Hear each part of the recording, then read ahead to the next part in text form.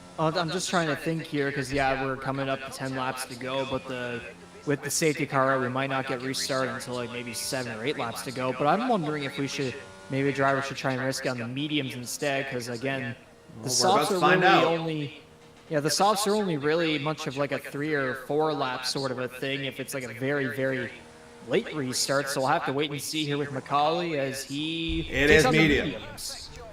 It is that is probably a solid call on your part if we're going to be honest. And Jason Butler, I was about to say he was going to love this, but couldn't quite get slowed down enough. He picks up a 5-second speeding penalty for his efforts. I mean, considering Macaulay's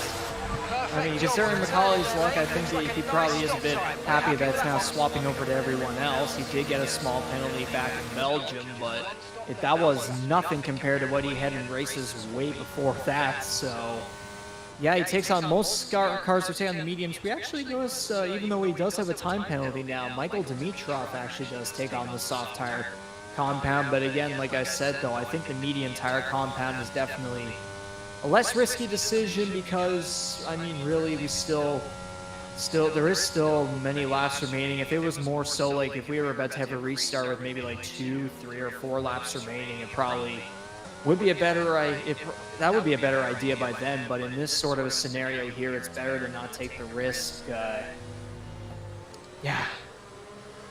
Well, again, we'll see what happens here soon enough. Dimitrov will certainly have the grip advantage whenever the restart happens, which you probably predict will be around lap 20 in this case. Because typically the safety car window is about 3 laps whenever we find ourselves in that situation. But that's definitely one to watch. As our good old virtual Baron Mylander's leading the field around. We're watching him from Corbin Macaulay's perspective. And again, it'll be just a matter of seeing how quickly the field can bunch up here. So, yeah, it's Macaulay leading. I think Dan Cudmore has actually stayed out. Andy Hurdle has as well, and that could be the benefit of, starting the race on those hard tires, that longer stint. You get the track position in this kind of a situation. And those tires, they're not going to be very old either. As it looks like we're going to see... Oh, Dimitrov's actually come in maybe to serve a 5-second penalty here. Let's just see. Yeah, no movement, so he is serving the 5 seconds under the safety car conditions. Not a bad idea. As he's stuck on yet another set of soft tires. But notably, again, sacrificing the track position now. But again, he's going to have that softer compound on. And now he's just bought himself another lap or 2 to kind of get them warm and at least retain a little bit of grip toward the end of the race. As he actually drops down to 11th now. They'll just have to look to catch the back of the safety car queue.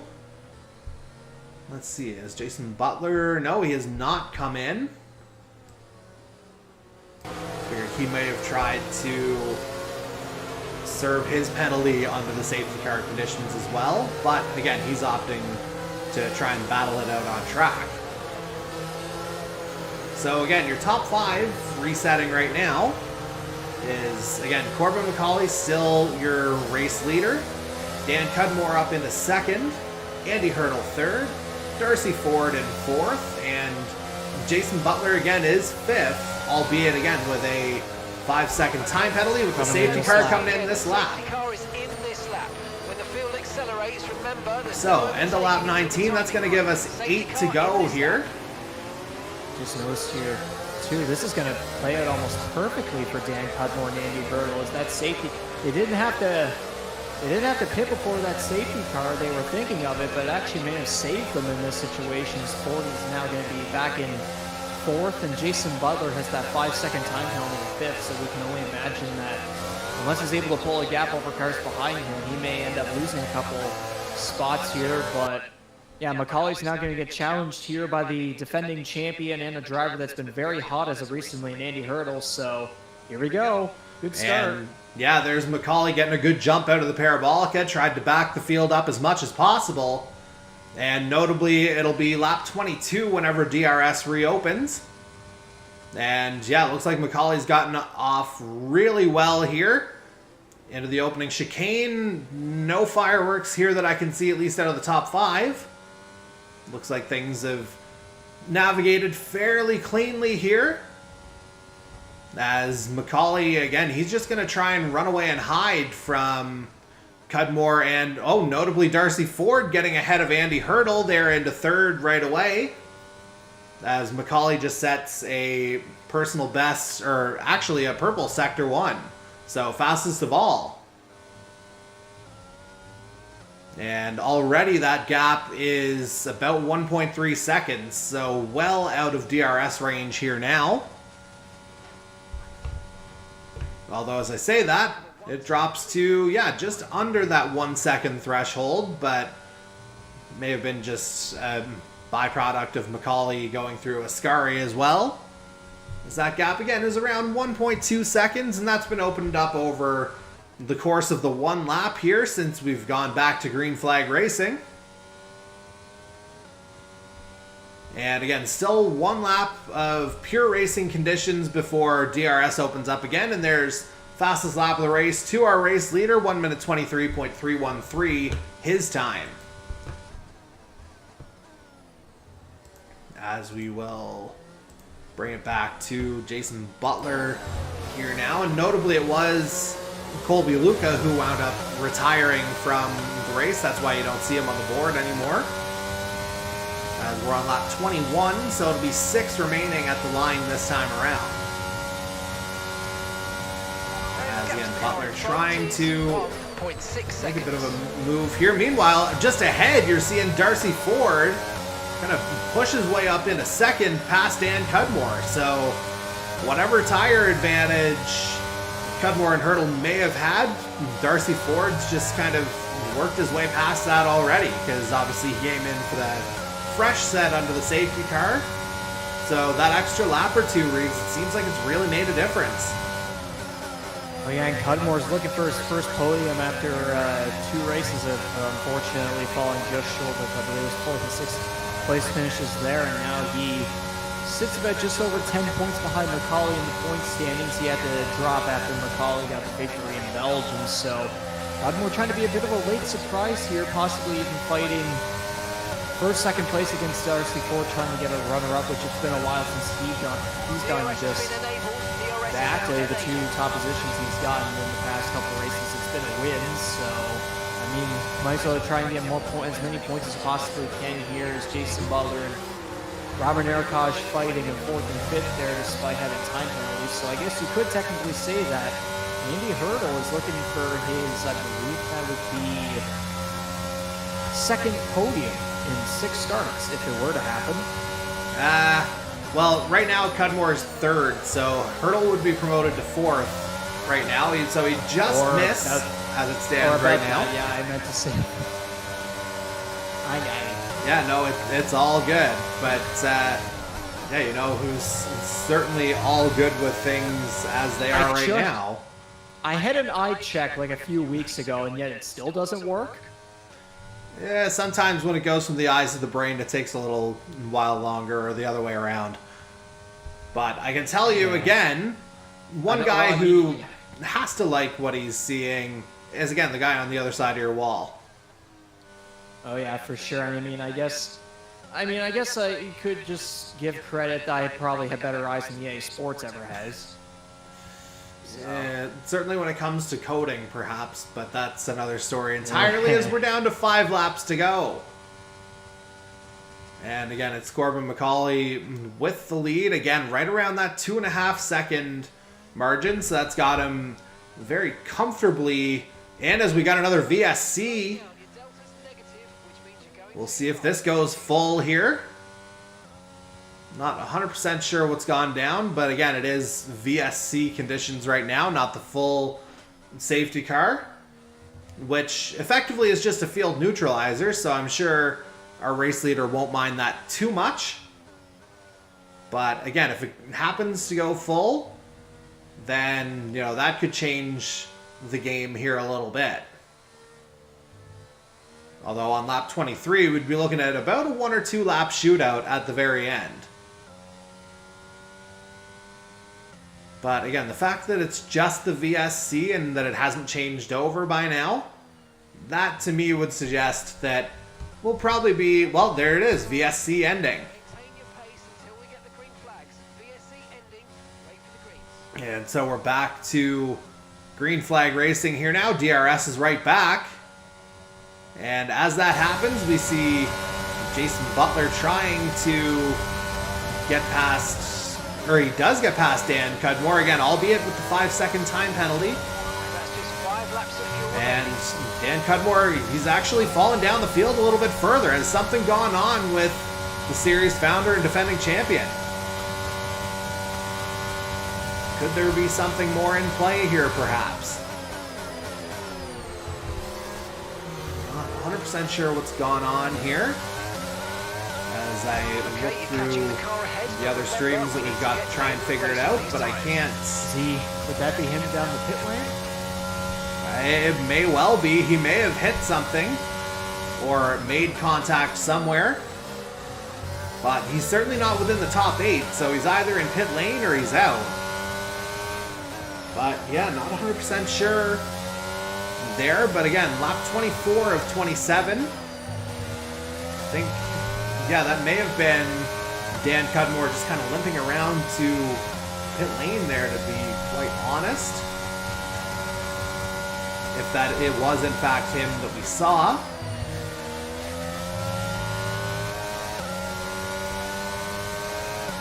And we'll bring it back to our race leader, Corbin McCauley, who's up 3.1 seconds over Darcy Cudmore. But as we do that, there's Narakaj and Butler battling through the Parabolica.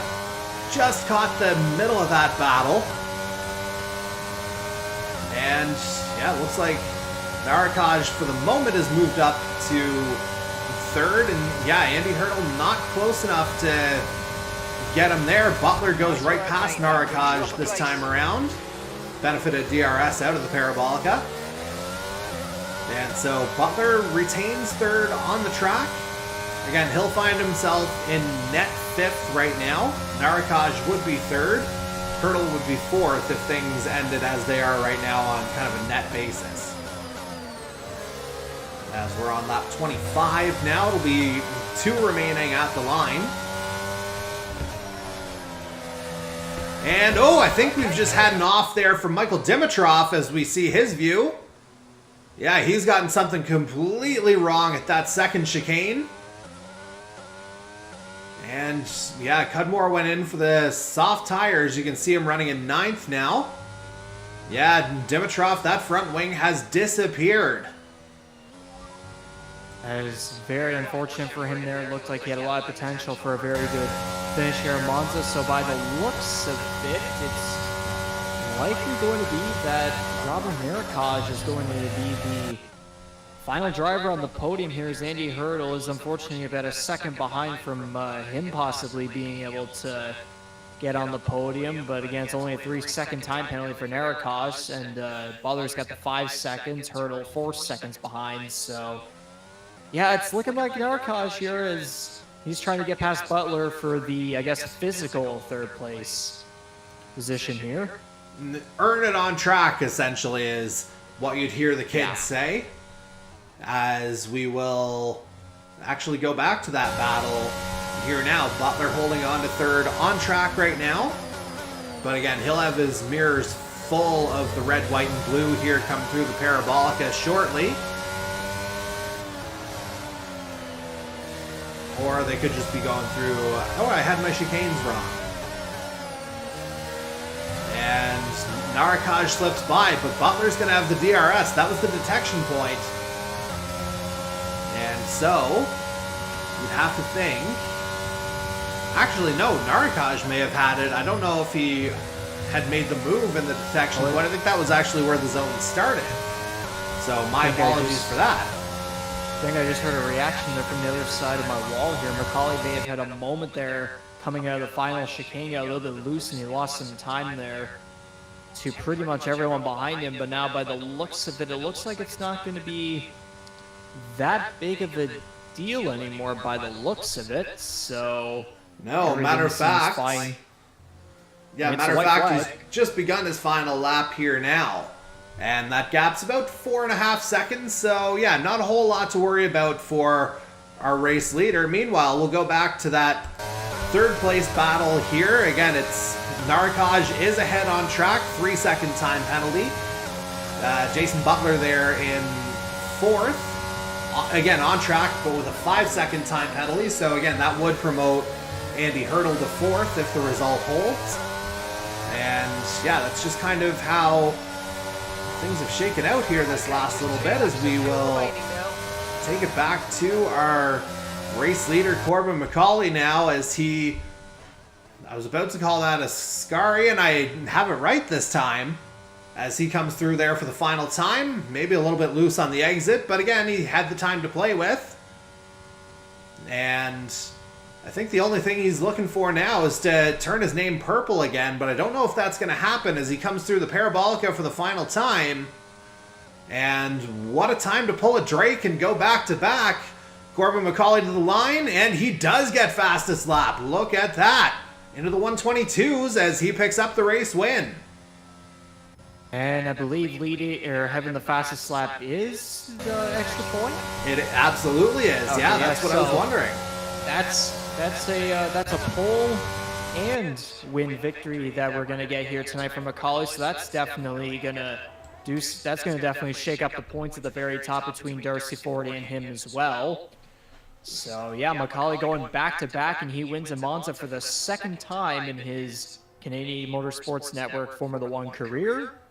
So congratulations to him there, Darcy Ford again with another stellar finish, his second place there after scoring third in Belgium, so his streak of podiums continues for him. And Robert Narikaj, despite the time penalty, is able to hang on for the third place position, so that is going to be his first podium of the season there in 6 starts, so congratulations to him. Andy Hurdle falls just short of a podium, but he's going to get, once again, another very stellar finish, finishes in the top 5 once again.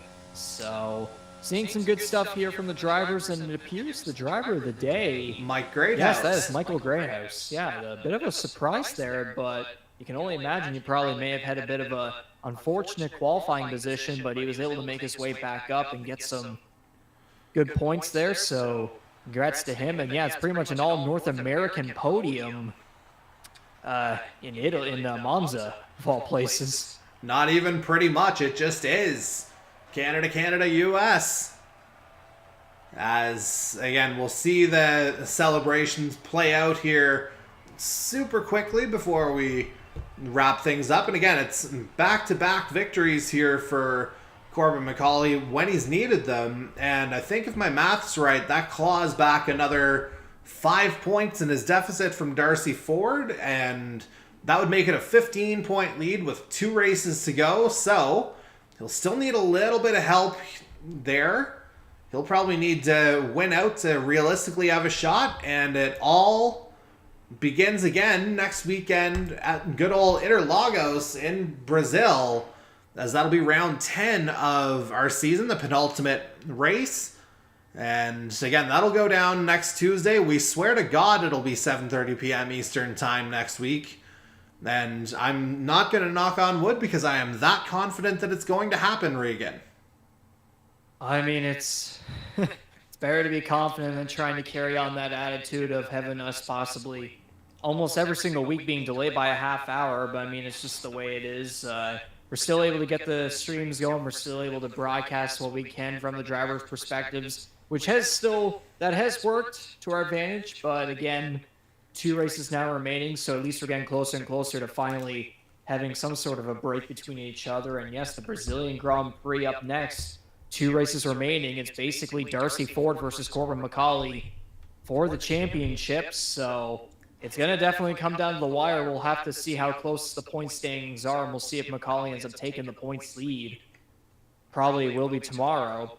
And yeah, I'll also say as well, too, Brazil making their way through the World Cup playoffs pretty well. So we'll have to find that out. Yeah, we'll have to find that out later this week, and I will just say, yeah, it's pretty depressing what went on with Canada, but at the same time, they made us all proud, and I guess the best way to put it is 2026 can't come any sooner. Yeah, no kidding. And I mean, I don't know if I'd want to be Spain fans right about now either after how that went down today. But yeah, a little bit unfortunate to say the very least. But I mean, it's good to follow these things on a kind of global level here, since, of course, Formula One very much a global activity here, as we will go ahead and say goodnight to our proverbial world here for another week. So, for the entire Canadian E-Motorsports Network team, series founder Dan Cudmore, color commentator Regan McCauley, this is Jordy Carraher once again, signing off. We've got 2 races left to go, and we're just that much closer to finding a champion right before the holidays. So, again, we will see you in about a week's time.